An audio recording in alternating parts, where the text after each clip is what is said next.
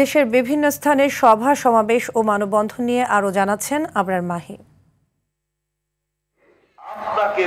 পিরোজপুরের জিয়ানগরে সামাজিক ও রাজনৈতিক অঙ্গনে নারী নেতৃত্বের অংশগ্রহণ ও সম্পৃক্ততার লক্ষ্যে সমাবেশ অনুষ্ঠিত হয়েছে। এ সময় উপস্থিত ছিলেন উপজেলা বিএনপির সভাপতি মোহাম্মদ ফরিদ আহমেদ।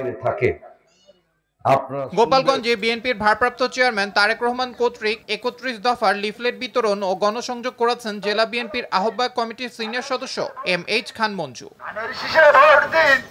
পিআর পদ্ধতির পক্ষে জনমত গড়তে মংলায় জামায়াতের লিফলেট বিতরণ ও গণসংযোগ করেন মোংলা রামপাল সংসদীয় আসনের মনোনীত প্রার্থী অ্যাডভোকেট শেখ আব্দুল ওয়াদুদ।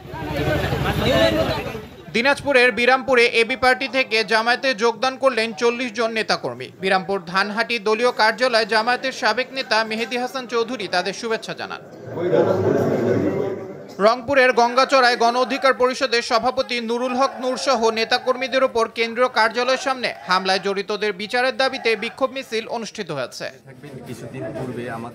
নোয়াখালী সেনবাগে জামিয়া ইসলামিয়া ইব্রাহিমিয়া মাদ্রাসা ভবন উদ্বোধন করা হয়েছে। এ উপলক্ষে আলোচনা সভা অনুষ্ঠিত হয়। জুলাই সনদ ঘোষণা, পিআর পদ্ধতিতে নির্বাচন, আওয়ামী ফ্যাসিবাদদের বিচার দৃশ্যমান সহ ৬ দফা দাবিতে ময়মনসিংহে বিক্ষোভ মিছিল অনুষ্ঠিত হয়েছে। আবরার মাহি, RTV।